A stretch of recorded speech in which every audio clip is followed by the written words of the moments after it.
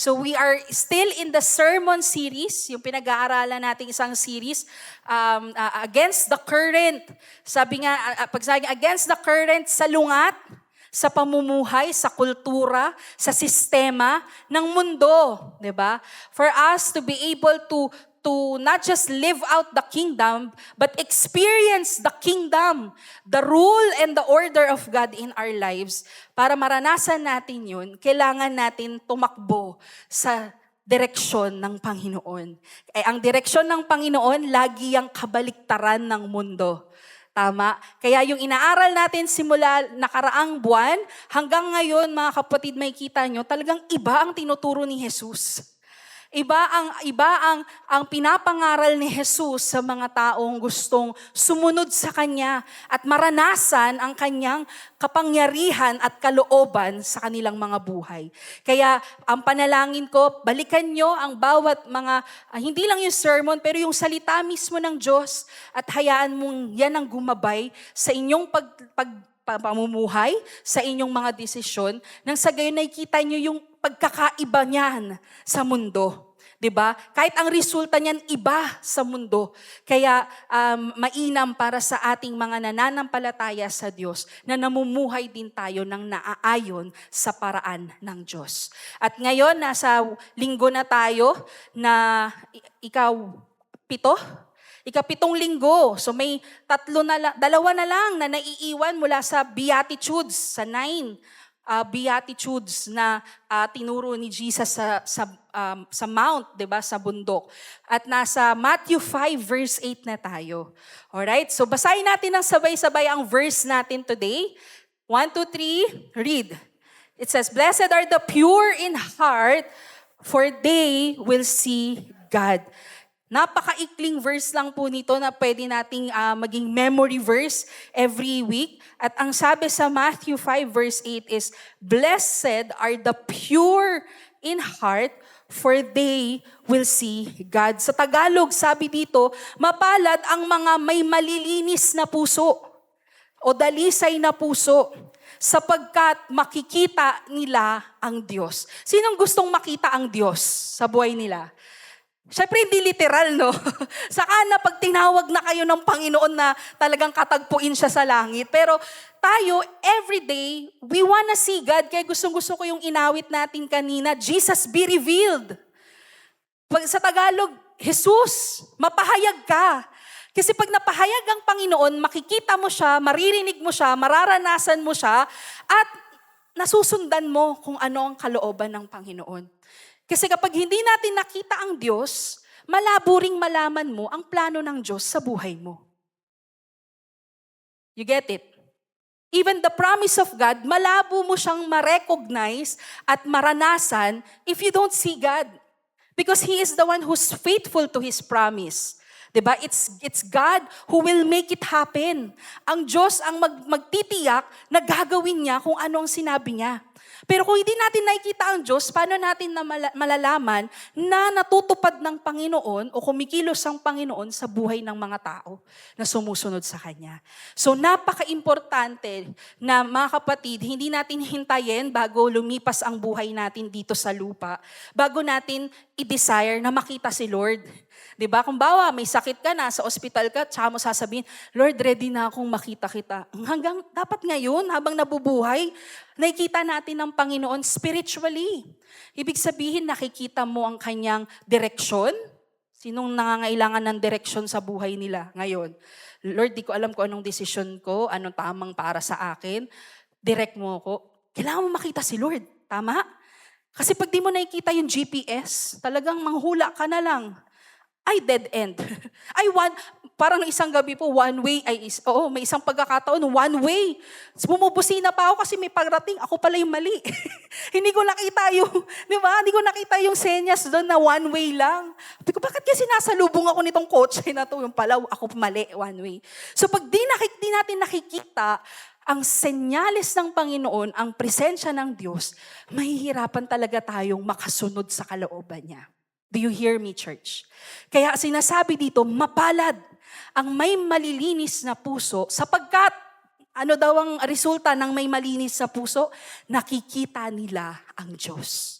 Nakikita mo ang kalooban, ang plano, ang kaayusan ng kaharian ng Diyos sa buhay mo. And that's what I want to see from everyone. Na nakikita ko nalalakaran nyo ang plano ng Panginoon sa mga buhay ninyo, sa mga pamilya nyo, dahil napakaganda ng plano ng Diyos. Sabi nga sa inawit natin kanina, hindi pa tayo binigo ng Panginoon. Ni minsan hindi niya tayo binigo. Tama?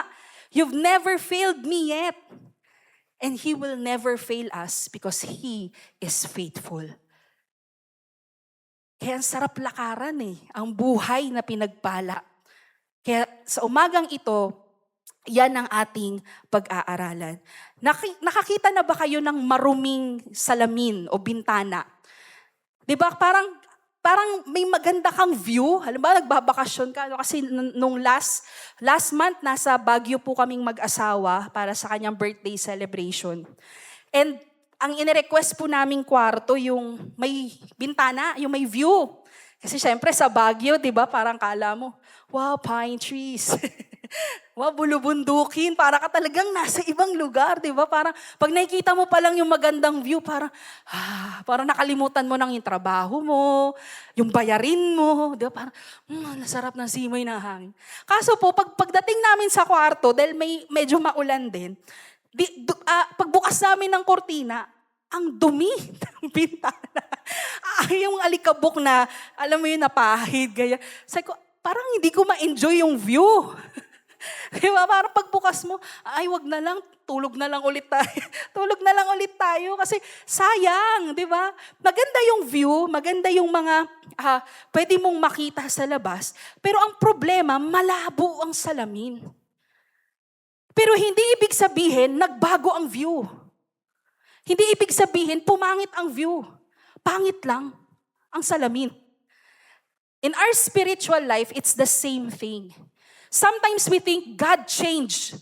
Hindi na ako tinitingnan ng Panginoon. Hindi na ako kilala ng Diyos. Nakalimutan na ako ng Panginoon. Hindi ko na siya naririnig. I feel so dry. I feel so empty. But parang ganun, ang layo na ng Panginoon. Kapatid, minsan inaakala natin ang Diyos ang lumipat, ang umalis.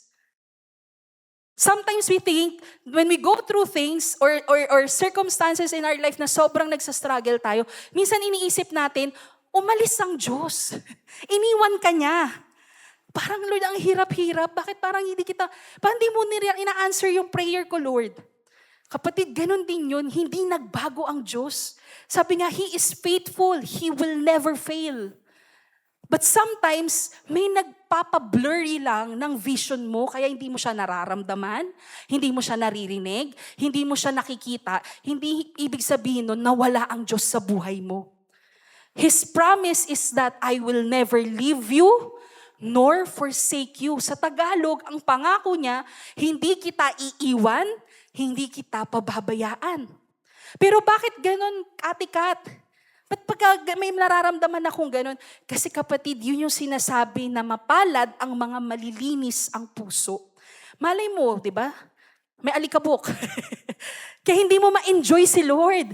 Hindi mo na na-enjoy mag-worship. Hindi mo na na-enjoy magtaas ng kamay. Thank you, Lord. Hindi mo na nasasabi masyado yun kasi parang andry. Then that means may marumi sa puso natin. Kasi hindi nagbago ang view, pero kailangan linisin ang salamin ng puso natin para makita mo ang Diyos. Ang kagandahan, ang kabutihan ng Diyos. So, kapatid, sometimes our hearts have become clouded. Ibig sabihin na lumalabo yan kapag may kasalanan, may sin, may bitterness. Ano ba yung bitterness? Sama ng loob. Yung parang ang hirap mong maging masaya, ang hirap mong ma-appreciate ang mga magagandang bagay sa buhay mo kasi dapat naman talaga ako yung deserve. Di ba laging may parang hindi sapat sa atin lagi. Hindi dapat mas maganda pa yung akin kasi yung kanya nga maganda, mas mataas yung sweldo niya. Tapos ako ganito lang. Hindi mo na-appreciate. Yung increase mo na 2,000, 4,000, di ba? Kasi naka-cloud tayo. Bitterness yun, kapatid. Pride. Sometimes our pride sobrang taas ng wall natin. 'Di ba? Hindi na natin maranasan ang presensya ng Diyos sa buhay natin kasi may humahad lang. Yan yung nagbablock ng view. 'Di ba? Hindi mo makita ang Diyos. Pride, distraction. Sa sobrang kabisihan, hindi lang ng mga matatanda, pati mga kabataan natin ngayon sa school nila, no? Ang daming requirements. Ang daming projects, ang daming research. Parang dati kami sa batch namin, sa panahon namin, 4th year lang may thesis. Dito, grade 8 pa lang may thesis na. Di ba? Grabe yun. Grabe yun. Parang every level lang ngayon sa school, may research study, tapos may thesis. So ang daming ginagawa, responsibilidad, nadidistract tayo, hindi natin nakikita si Lord na gumikilos sa buhay natin. So those are the things that makes our heart blurry or marumi. Na natatakpan nito ang ating pananampalataya, natatakpan ang mata ng pananampalataya, ang tenga ng pananampalataya para hindi mo makita, marinig ang Diyos sa buhay mo. And sabi, the only thing that you will see God is when your heart is pure. So today, I want us to answer the question, can I trust my heart? Yan po kasi ang dapat na tanong natin ngayong umaga, pwede ko bang pagkatiwalaan ang aking puso? Kasi kung ang sinasabi, kailangan malinis ang puso mo para makita mo ang Diyos, pwede ba nating paniwalaan at pagkatiwalaan ang puso ng isang tao?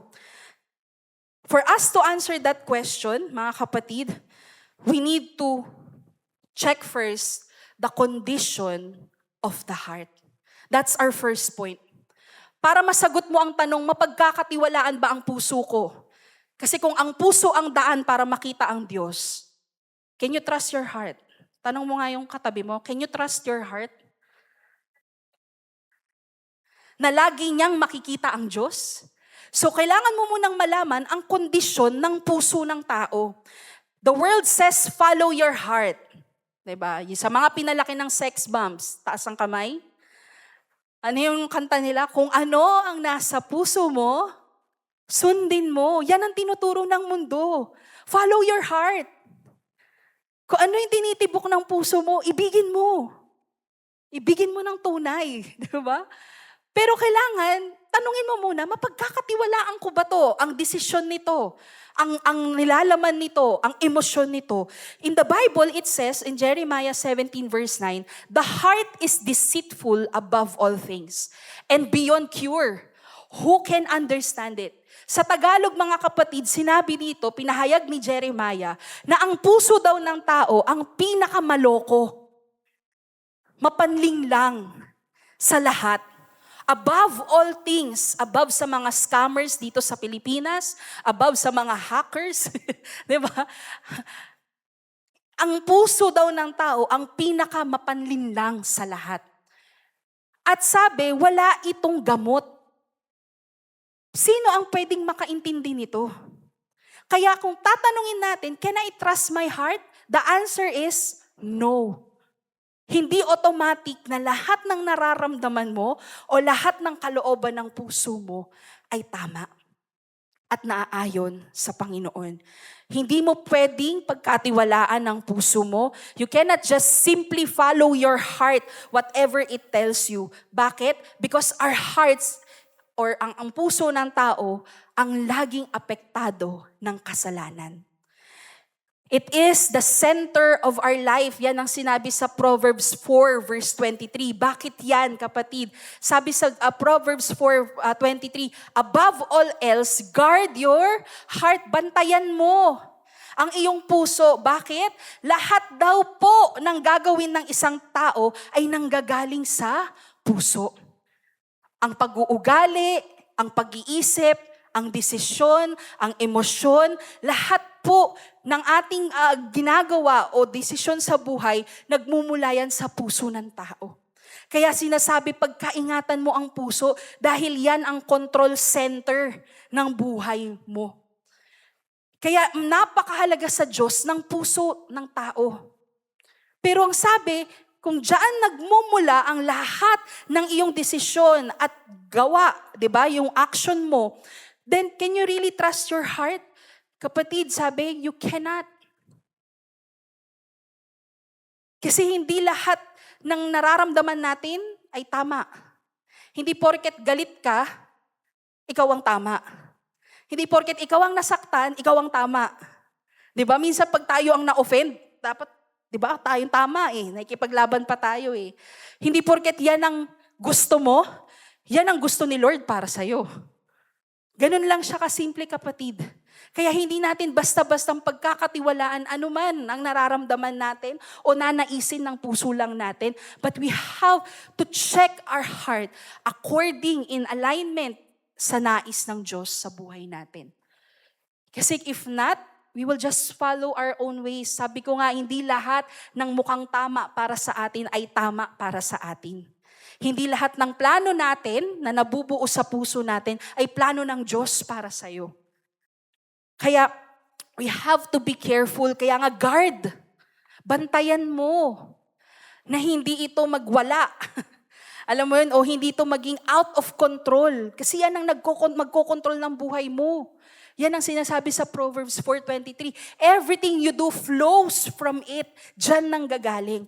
Matthew 12 verse 34, ang sabi, mga kapatid, for out of the abundance of your heart, the mouth speaks. For the mouth speaks what the heart is full of.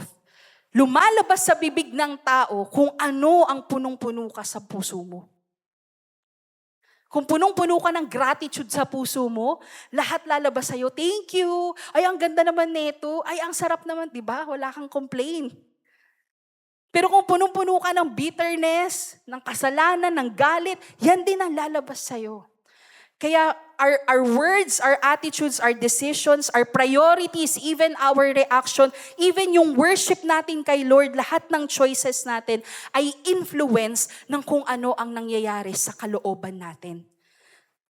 Kaya kung ano yung nakikita natin, pamumuhay natin, o yung mga priorities natin ngayon, ano yung mga actions natin, reactions, even our words, kapatid, it reveals what's the condition of your heart. Kaya kung hindi maganda ang lumalabas sa'yo o nakikita mo sa buhay mo, there's something wrong with the heart. And if there's something wrong with the heart and it is not pure, then you will not be able to see God. You will not be able to enjoy God. You will not be able to pursue God. So yan yung sinasabi na since we cannot trust completely our heart, then there is only one thing that we can rely on, and that is the Lord. Feelings are real, mga kapatid. It's not to invalidate your feelings. Hindi ito natin itatanggi na natatakot ka, nagagalit ka, nasasaktan ka. Hindi ito to invalidate. But feelings are not always reliable.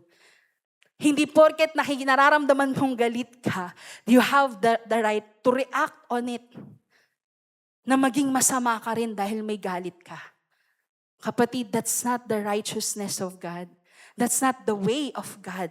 Diba? Kaya nga, yung pinag-aralan natin last Sunday, tinuro ni Pastor Reggie, blessed are those who are merciful, for they will be shown mercy. Mapalad ang mga mahabagin, maawain, hindi gumaganti, hindi nakikipag-away. Dahil sila rin ay papakitaan ng kahabagan ng Diyos. Yun ang tinatawag na mapalad. Pero kung lagi tayong nagre-react sa nararamdaman lang natin dahil validated naman na may galit ka, kapatid, magkakasala rin tayo dyan. And when there is sin, we cannot see God. Because sabi sa Matthew 5 verse 8, anong sabi sa Matthew 5 verse 8? Blessed are the pure in heart, for they will see God. So anong klase ng puso ang hinahanap ng Diyos? Ano ba ang pure? In Deuteronomy 6 verse 5, sabi dito, love the Lord your God with all your heart and with all your soul and with all your strength. God doesn't want just the part of your heart. Hindi niya gusto yung parte-parte lang. Halimbawa, Lord, sa Sunday ka lang Sa Sunday lang ako magti-thank you sa'yo. Sa Sunday lang kita maa-appreciate. Sa Sunday lang kita i-give praise. Hindi siya portion lang. But God wants all of our heart. Ibig sabihin, kahit na sa relationship mo, God wants to be part of it. Even yung pang Monday mo hanggang Friday, God wants to be part of your Monday to Friday. God wants to be part of your marriage. God wants to be part of your finances. God wants to be part of your family, of your homes. So wag natin bibigyan lang ng portion si Lord na, Lord, ito lang ang sayo yan lang ang pwede mong pakialaman. But sabi, love the Lord your God with all your heart. Buong puso mo, kapatid. Imaginein, sino po may mga asawa na dito? Or ikakasal? So imaginein mo yung partner mo, yung mapapangasawa mo or yung asawa mo nagsabi, I love you, honey. Wow! May tumatawag pa ba ng honey dito? I love you, bebe. Ayan, bebe pa. Parang pang PBB teens, I love you, bebe. Di ba, imagine mo pag may nagsabi ng I love you sa'yo, pero yung attention niya wala sa'yo. I love you, pero nagdodota. Tapos sabihin sa'yo, Dota o ako? Sabi mo, love mo ko. Hindi mo nga ako nakamusta ng buong araw. Diba? Imagine mo kung hati ang atensyon ng... o kaya hindi na kayo nagdi-date. One of the best advices na na-receive ko sa married life ko is never stop dating. Never stop spending time with your wife, with your husband. Kasi when you love someone, you give your time to them. Di ba kaya nga pagkakain, mag-asawa, walang cellphone. Kami po, itetry namin ganun. Walang cellphone na naggaganon kami. Kasi yun lang yung time niya together. Ako po naaasar pag ganun, may kausap. Kahit hindi sa asawa, pero pagka may kausap ka, tas ganun, sabi, nakikinig ako. Hindi, ako na lang titigil magsalita. Di ka nakatingin sa akin. Diba? So imagine, Lord, I love you. And yet, yung heart mo may ibang hinahanap. May ibang ginugusto. May ibang direksyon. May ibang ninanais. Would your love for God be true? Because the heart that God wants is a heart that loves Him completely. In every area ng buhay natin, minamahal mo ang hindi lang si Lord, pati yung kalooban ng Panginoon. That's what it means to love God with all your heart. Lord, is this your plan? Whatever your plan is, that's where I want to be. If this is your direction, Lord, I will seek you first. I will pursue you, Lord, because I love you. Wow. Sarap, di ba? Pagka talagang completely, yung attention, yung affection nasa Panginoon. And that's the kind of purity na hinahanap ng Diyos sa atin. God doesn't want to be one of the things that we love. He wants to be the one we love above everything else. Kasi pag inibig mo ang Diyos, pag sinabi mong mahal mo ang Diyos, mahal mo ang kalooban ng Diyos para sa'yo. Pipiliin mo ang plano ng Diyos para sa'yo. Pipiliin mo ang kagustuhan na mangyari ng Diyos sa buhay mo kaysa sa kagustuhan mo kasi mas mahal mo siya higit sa lahat. That's the kind of love, the kind of heart that God is seeking from us. Love the Lord your God with all your heart. Kasi kapag ka ang love ang naging motivation mo, kahit ano kakayanin mo. Tama?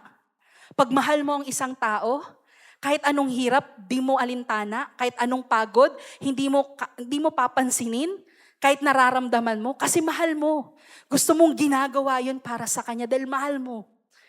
That's the kind of love. So that when we worship God, tinaas natin ang kamay natin dahil gusto nating itaas ang kamay natin para sa Diyos. Kasi mahal mo ang Panginoon.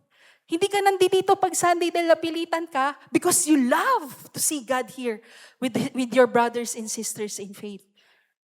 Love the Lord God with all your heart. Sabi mo sa katabi mo, love God with all your heart. What has your heart will eventually have your life. Kung ano kapatid ang nagka-capture o makasundot, maka-capture ng puso mo, yan kapatid ang mag-lead sa buhay mo. 'Di ba?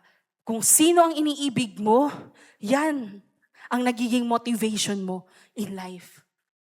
So, let God capture your heart today. not just your Sunday, but all of you, all of your heart. Mahuli ng Diyos yung puso mo. Completely, maibigay mo sa Diyos ng buong buo ang puso mo. Because if we're gonna ask, can I trust my heart? And alam natin na ang condition ng heart natin ay hindi reliable. Palyado, minsan gusto mong mag-worship, minsan hindi. Minsan gusto mong mag-pray, minsan hindi. Di ba, depende sa mood. Depende sa nararamdaman natin. Kung susunod ba tayo kay Lord or hindi. So hindi natin pwedeng pagkatiwalaan ng puso lang. So kung di natin mapagkakatiwalaan ng mga puso natin, then we need the second point, the cleansing of the heart. If our heart is not reliable, if our feelings are not reliable, then we need to always clean it. Kasi hindi lahat ng nakikita mo, yun yung part ng view. Diba? Kami po may puno ng mangga sa bahay. At sa ilalim ng puno po, doon namin pinapark yung sasakyan. Kaya kahit anong pa-car-wash, anong ulan, laging may mancha ng dagta. At kahit anong wiper mong ganun, hanggat hindi mo siya kuskusin, hindi siya malilinis. Kaya minsan pagka kailangan na naming umalis dahil sa traffic or malilate, nagdadrive kami, may mancha ng mga dagta ng mangga. Kaya parang di ba, kala mo may something dun sa daan, wala naman pala kasi dagta lang. So kapatid, kailangan natin ng regular cleansing ng puso natin. Kasi kapag hindi ito malinis, kala natin okay, pero iba yung nakikita mo na pala. Diba? So kailangan maging pure, maging dalisay. In Matthew 5 verse 8 sabi, "Blessed are the pure in heart, for they will see God." The word Jesus uses for pure is the Greek word kataros. Sa Greek po ang kataros, ang ibig sabihin ng kataros po, malinis, walang bahid, walang halo. Without admixture. Yung admixture po sa concrete, yan na yung parang pinaghalong sand at graba, semento, di ba? Yan po yung tinatawag na admixture sa construction. Pero pagka sinabing kataros, unmix. Walang nakahalong iba. Walang bahid ng mancha. Dalisay, puro, malinis. Yan po yung word na kataros, pure. Sabi, only the heart that is kataros can see God. Hindi po perfection ang purity. Purity is not perfection na hindi na ako magkakasala, hindi na ako magkakamali. Kasi wala namang perfect sa atin. Tingnan mo yung kapatid, katabi mo kung perfect. Perfect. Di ba? Nakakaasar yan di ba? Pagka may bida-bida sa classroom mo, kala mo perfect. Perfect ka, di ka nagkakamali. Di ba? So wala talagang perfect sa atin, kaya wag nating iisipin that purity or kataros is perfection. Kailangan wala ng pagkakamali. But purity only means a wholehearted devotion to God. Ibig sabihin lang, kung madapa ka at magkamali ka, nakikita mo pa rin na ang Diyos na ilapit ang kasalanan mo sa Kanya. Lord, forgive me. That's what it means to be pure.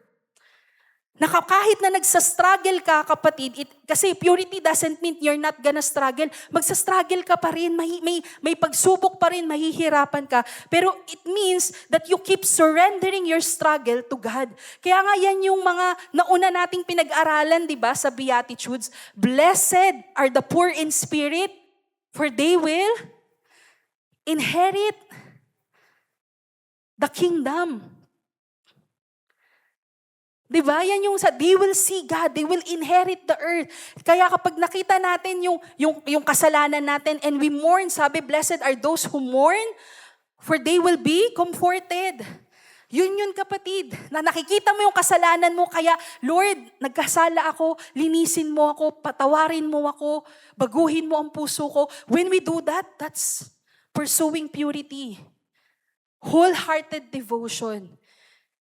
In Mark 7 verse 21 to 23, makikita natin everything that pollutes the heart. Makikita nyo dyan kapatid na talagang sa araw-araw, meron talagang may magtatry na-impluwensyahan ka o mabahiran ka ng kung ano. Sabi, for it is from within, out of a person's heart, that evil thoughts come. Diba? Lalo na sa mga overthinkers. Ang dami-dami nating naiisip na hindi maganda. Sana madapa ka. Diba? Pag may sana, di ba parang bawal daw gumanti. So sa isip ko na lang. Sana madapa ka, sana maghirap ka. Di ba? Ang dami natin. Evil thoughts. Also, it comes from within, yung thoughts natin about sexual immorality. Theft. Pag sabing theft, pag nanakaw. Hindi lang to basta yung pagnanakaw ng milyon, kahit yung maliit lang. Di ba? Na hindi sa'yo. Pero inuwi mo. Pag nanakaw yun, kapatid, murder, hindi lang to yung basta yung literal na pagpatay ng tao. Of course, pagpatay ng tao, obvious yun. Pero yung hindi, sa Biblia, ang sabi, pag may naisip kang hindi maganda sa kapwa mo, para kang pumatay ng tao. Yan ang husgahan, parang standard, pamantayan ng Diyos pag sinabing murder. Not just to kill someone, but to have bad thoughts about someone. Murder, adultery, greed. Pag sinabing greed, yung sakim, gusto mo sa'yo lahat. Gusto mo ikaw si Daniel Padilla. Nasa iyo na ang lahat. Sabi, malisyoso. Sa isip, sa salita, sa gawa. Laging may mali siya. Mali siya. Tama ako. Diba? Ganong mali siya pala, no? Laging tagaturo ng mali ng iba. Deceit, pag sabing deceit, panloloko. Hindi mo kailangan maging corrupt o politiko para manloko. Kapatid, yung simpleng text, on the way na ako. Pero hindi ka clear kung on the way sa banyo o on the way sa trabaho. Diba? Yun lang yung maliit na, on the way na ako. Pero sa banyo, maliligo ka pa lang kagising mo lang. Diba? Yung ganun, parang nanloloko natin yung mga tao. Envy, inggit. Pag sabing envy, sobrang inggit. Slander. Pag sabing slander, paninira, arrogance, mayabang. Kayabangan pala nagmumula sa puso. Kasi pride Akong pinakagwapo sa lahat. Huyo ka. Diba? Akong pinakamagaling. Ako ang pinakamarunong. Pride. And sabi, folly. Pag sabi folly, yung sa Tagalog po is foolishness.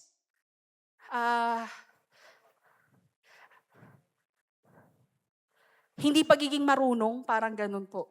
Ayokong sabihin kasi yung word katangahan. Pero kasi yun yung translation niya sa Biblia.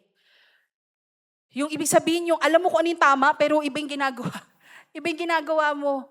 All these evils come from inside and they defile a person. Pag sinabing defile, yan ang nagpaparumi sa isang tao. Yes, we may look good on the outside, but what about the inside? And if we do not ask God to search our hearts, pag hindi mo ibinigay ang puso mo sa Diyos at sabihin, Lord, meron ka bang nakikita sa loob ko na hindi ko alam?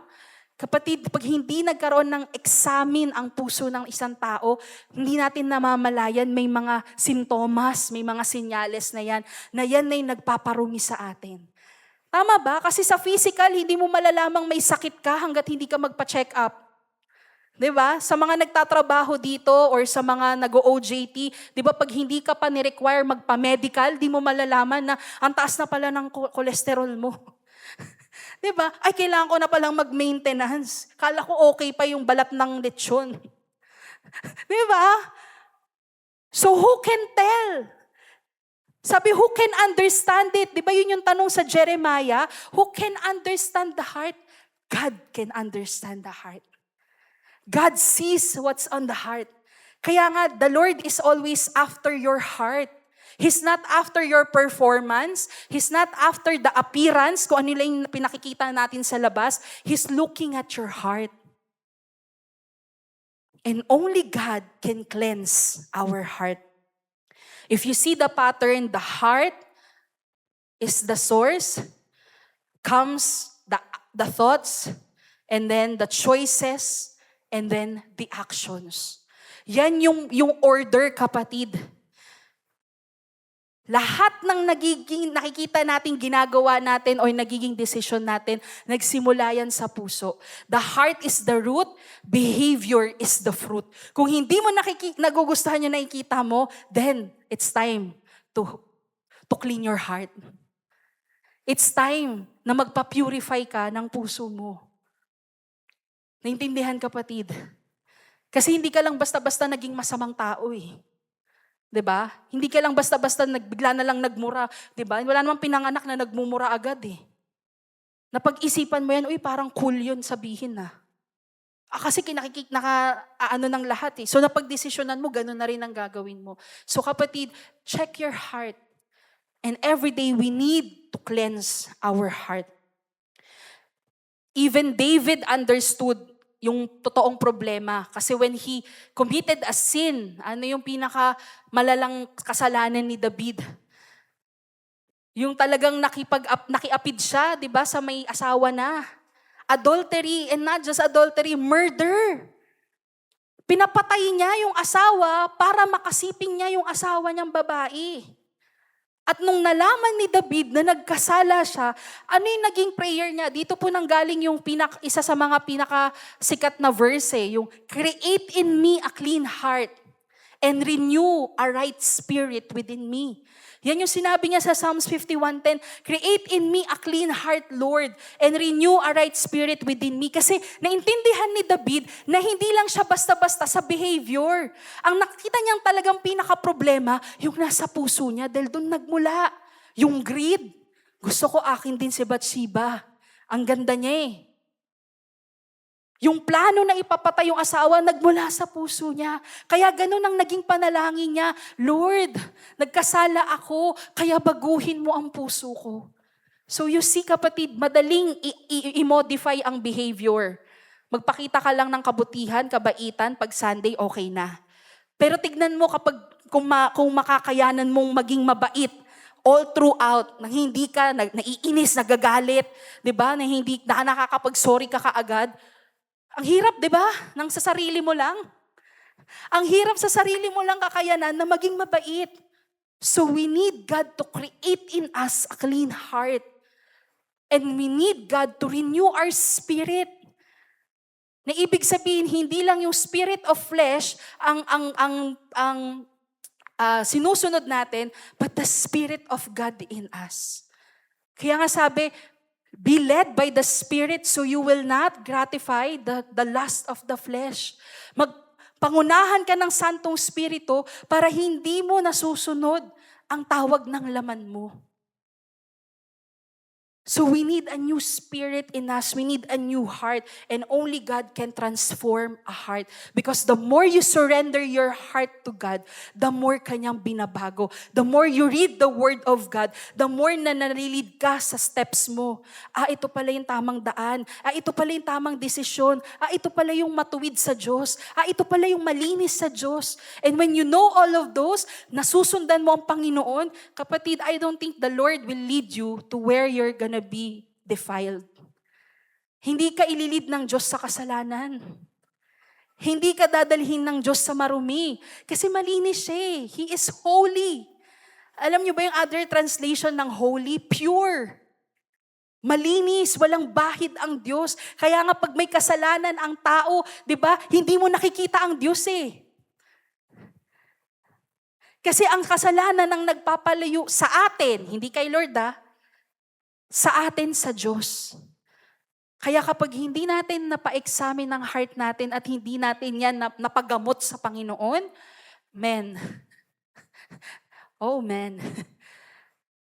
talagang hindi natin makikita at malalakaran ang kalooban ng Diyos sa buhay natin. Naintindihan, church? Kaya gustong-gusto ko pag may mga encounter God, kasi yun nga yung regular check-up mo spiritually, yung kala mo okay ka, healthy ka, spiritually kasi nagsisimba ka naman, nagsiserve ka, pero until humarap ka sa Panginoon at makita ka, sabihin ng Diyos, may galit ka pa, meron ka pang ganitong trauma, meron ka pa na sugat na dinadala, may kasalanan ka pa rin tinatago. Kapag nakita mo yan sa harap ng Diyos, Doon mo masasabi, Lord, pagalingin mo naman ako. Lord, patawarin mo ako. But if we don't have that kind of opportunity na malinisan tayo, o hindi natin siya dinidesire na maranasan, then we will not see God. Kahit pa sabihin ng Diyos na para ako sa'yo. Hindi natin maririnig ang kalooban ng Panginoon, hindi mo makikita ang presensya ng Diyos if we carry so much impurities in our heart.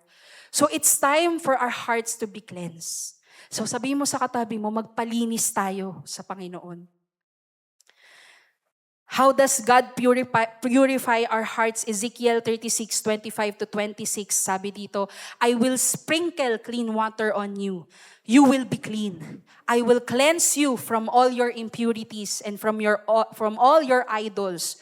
O Diyos-Diyosan, I will give you a new heart and put a new spirit in you. I will remove from you your heart of stone and give you a heart of flesh.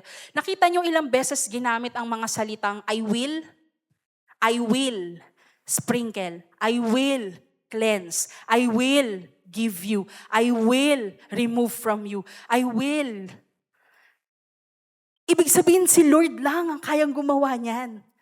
Kaya hindi natin pwedeng i-substitute ng kung ano lang na pampalinis dito sa mundo para lang maging mabuti tayo, mabait tayo, maging makadiyos tayo. Hindi. Sa sarili nating kakayahan, hindi, kapatid. Kaya kailangan natin ng Diyos na baguhin tayo. And paano tayo nababago ng Diyos? Paano tayo nalilinisan ng Diyos? There are 4 ways na sinasabi sa Biblia, tinuturo ang Biblia, para maging malinis ka. If it's time to be cleansed, if it's time to be purified in our hearts, ano ang pwede nating lakaran? Sabi, through the gospel. Number 1, through the gospel, we begin with Christ. Ibig sabihin, hindi tayo nagiging malinis para tanggapin tayo ng Diyos. Kailangan natin lumapit sa Diyos para malinisan tayo. Remember, what Jesus has done on the cross is enough. Kaya nga yung inaawit natin kanina, di ba? By your stripes, we are healed. By your nail-pierced hands, we are free. By your blood, we are washed clean. Yan po yung kanta natin kanina. Ibig sabihin, sa pamamagitan ni Kristo, kaya ka may bagong pagkatao. Dahil sa cross, napatawad ka sa kasalanan, nalinisan ka. Diba? Yun yung pananampalataya natin. By faith, we believe in Jesus, our Lord and Savior. Na siya ang nagligtas sa atin, siya ang naglinis sa atin. So through the gospel, if we forget the gospel, kapatid, you will always try to earn God's forgiveness. Kailangan ko munang palitan, bayaran, kailangan ko munang mag-perform sa Lord bago niya ako tanggapin, bago niya ako pagpalain, bago niya ako patawarin. Hindi. Sa ibang relihiyon, ganun di ba? Kailangan mo munang lumuhod mula sa pintuan hanggang sa altar bago ka patawarin. Kailangan mo munang maraming idasal bago ka patawarin ng Diyos. Hindi. When we look at Jesus, pag sabing gospel, ito yung magandang balita. Kailangan mo lang manampalataya kay Jesus para matanggap mo yung kaloob ng Diyos sa'yo na pagpapala. The forgiveness is on the cross. The healing is on the cross. The work of Jesus on the cross. Everything is there. You just need to come to Christ. Kailangan mo lang lumapit sa Panginoon. So, paano ka magiging malinis? Through the gospel. Jesus made a way for us to be cleansed. Walang ibang daan. Jesus is the only way to the Father. No one comes to the Father except through Jesus. Not religion, Jesus. Sabi mo sa katabi mo, Jesus is the way. Another way is through God's Word. In John 17, verse 17, sabi dito, sanctify them by truth. Your word is truth. In other translation, the word sanctify means purify, means be cleansed. Maging malinis ka sa pamamagitan ng katotohanan. At ang salita ng Diyos ay katotohanan. Doon tayo napapalaya, kapatid, sa anumang nagpaparumi sa atin, yung mga impluensya na nagpo-pollute ng puso natin. Kapatid, it's the Word of God that will set us free. Kasi there's only one truth. Hindi pwedeng maraming katotohanan. Sa inyong mag-asawa, sinong tama? Sinong nagsasabi ng totoo? Diba? Kaya maraming nag-aaway na mag-asawa kasi yung lalaki tama, yung babae tama. Sinong tama? Siyempre si Mrs. Joke lang. Diba? So there is only one truth. And that is the Word of God. Pangatlo, sa anong paraan tayo magiging pure? Through the Holy Spirit.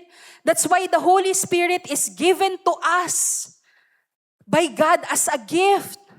So that the Holy Spirit will guide us to what is clean, to what is pure. The Holy Spirit will desire everything that the Father desires. The Holy Spirit will lead us to every way na dinaanan ng Panginoong Jesus. It's the Holy Spirit in us. And you have the Holy Spirit nang tinanggap mo ang Diyos sa buhay mo. When you place your faith in Jesus Christ and receive Him in your life, you have been born again. Nagkaroon ka ng bagong espiritu. Sabi sa Ezekiel 36 verse 27, it is God who will put His Spirit in you. So hindi yan nabibili ng membership sa church. Hindi yan nabibili ng pagsaserve mo sa ministry. The Spirit of God is given to you by God Himself. Sabi, He will give it to you and move you. Pakikilusin ka niya to follow what? To follow all the decrees. Pag sabing decrees, yung kasulatan niya, utos niya. Kung ano yung pinapagawa ng Diyos. At sabi, and be careful to keep my law. Ang Santong Espiritu ang nag-iingat ng salita ng Diyos sa puso mo. Kaya yan yung, sa mundo, yan yung sinatawag na konsensya. Pero sa Kristiyano, yan ang tinatawag na conviction. Yung pagkaalam mong mali, di ba? Nararamdaman mo minsan, uy, wag ka dyan, hindi maganda yan. Wag ka dyan, mawawala ka dyan. Uy, dapat ito ang gagawin mo. It's the Holy Spirit in us that guides us. Naintindihan mga kapatid. So you can be pure, you can be cleansed because you have the Spirit in you. And then the last way na pwede tayong maging pure is through daily surrender. James 4 verse 8 sabi dito, draw near to God and He will draw near to you. Wash your hands, you sinners, and purify your hearts, you double-minded. Paano tayo napopollute kapag kayo nga, dalawa yung kagustuhan mo? Gusto mong sumunod kay Lord, pero iba yung gusto mo. Double-minded. Magsisimba ba ako ngayon? O hindi ako magsisimba? Diba? Laging may dalawa ka. So sabi para maging malinis yan, maging dalisay at walang bahid ng kung anumang kasalanan, sabi, come near to God, surrender to God. Through prayer, through worship, come. At dyan ka, nalilinisan, nahuhugasan yung kamay mo, nahuhugasan yung puso mo, at dun mo nalalaman, ito pala yung pinaka. Diba? Ito pala yung dapat. Ito pala yung maganda para sa akin. Ito pala yung tama na behavior ko o ng action ko o reaction ko. So come near to God. And then the last thing, the promise of God is that when your hearts are purified and cleansed, you will see God. That's the moment that you will have clarity. And that's our last point for today, the clarity of the heart. Nagkakaroon ng liwanag, ng kaayusan, di ba? Nagiging, pagka-clear ang isang bagay, di ba, hindi mo pagdududahan kung totoo ba yan o hindi. Kasi napaka-puro eh. Kitang-kita mo ang kinis eh. So we need to have our hearts clarity so that we can truly see God. What does it mean to see God? Hindi lang to see Him physically in sight, but it means experiencing and recognizing God. When you have clarity in your heart, kung merong kaliwanagan sa puso mo, ibig sabihin lang nito, mas sensitive ka kay Lord. Mas nararamdaman mo siya. Mas nare-recognize mo siya. 'Di ba? Mas nakikita mo, mas tapat ang Diyos ko kaysa tapat ang gobyerno. Mas makapangyarihan ito kaysa sa kapangyarihan ng politiko. Kasi mas aware ka. 'Di ba? Hindi ka agad basta na natatamaan o naaapektuhan ng kung ano nakikita mo o nararanasan mo sa buhay mo, sa pinagdaraanan mo. Kasi mas nare-recognize mo ang Diyos. Maaring may bad news, mawawalan ako ng trabaho, pero mas nakikita mo, tapat ang Diyos ko. Kasi clear eh. 'Di ba? Hindi siya basta-basta na nababahidan o nalalabuan dahil meron kang bad news na narinig. Natanda, nagpa-doktor ka, sabihin sa'yo may sakit ka. Imbis na mas palakihin mo yung problema mo sa sakit, ang una mo nakikita, God is my healer. God is my miracle worker. So, ibig sabihin, if you have purity in your heart, clarity in your heart, you can recognize God right away. Nakikita mo ang Diyos. Nakikita mo rin ang ginagawa niya. Aware ka sa ginagawa ng Diyos, di ba? Nakikita natin aksidente. Ano ba yan? Late na ako. Bakit ganito? Yung pala, niligtas ka niya sa aksidente, hindi mo nakita yung protection ng Diyos sa buhay mo. Kala natin it's always bad news. O, malas ko talaga. Lagi na lang ganito. Pero di mo alam, pinoprotect ka ng Panginoon sa trabaho na hindi maganda para sa'yo. Bakit hindi nagtagumpay, walang resulta, walang di ba lagi tayong may ganun. Pero natin nakikita, God is at work in our lives. And if we have clarity in our heart, nakikita natin yung direction agad ng Diyos. Nakikita mo agad na, okay, galing kay Lord yan. Okay, dyan ako pinapapunta ng Panginoon. Okay, yan yung pinapagawa nila. Okay, yan yung plano ng Panginoon. Nakikita agad natin yung direksyon, hindi tayo mabilis mawala, maimpluwensyahan. And nakikita natin how the Lord is working in our lives. If there is clarity in the heart, you see and experience God in every area of your life. Kaya kapag Sunday, may masasabi ka, thank you, Lord. Kaya nga natin siya tinawag na worship celebration eh. Kasi at the end of the week, that's the time we celebrate who God is. Hindi lang basta na, Lord, mayroon ulit akong problema. So ibig sabihin, hindi mo nakita ang Panginoon sa buong linggo? Hindi mo na sense yung love ni Lord sa'yo nung Monday, nung Tuesday. Hindi ko po sinasabing hindi kayo magpa-pray pag Sunday, pero diba maganda kung yung ang nasa-celebrate natin dito, hindi na ma-magnify yung kulang, pero na ma-magnify ang Diyos. Kaya kaya nating kumanta, kaya nating sumayaw, kaya nating magtaas ng kamay, dahil kilala mo ang Diyos mo. Klaro siya sa'yo. Naintindihan, kapatid? And sabi ng Panginoon, blessed ang mga taong yon. Not because they don't have problems, but because they see God. Ang pinagpala po hindi yung wala ng problema. Ang pinagpala is yung mas malaki ang Diyos mo sa problema mo. Naintindihan, mga kapatid? That's how we overcome. So, let us be purified in our spiritual vision. Sabi ng Psalms 24 verse 3-4, the importance of purity. Sabi, who may ascend the mountain of the Lord? Sinong pwedeng makaakyat sa bundok ng Diyos? Sinong pwedeng tumayo sa kanyang banal na lugar? Kung hindi ang mga taong may malilinis na kamay at dalisay na puso. Yung mga tao na hindi nananampalataya sa Diyos-Diyosan o umaasa sa mga hindi tunay na Diyos.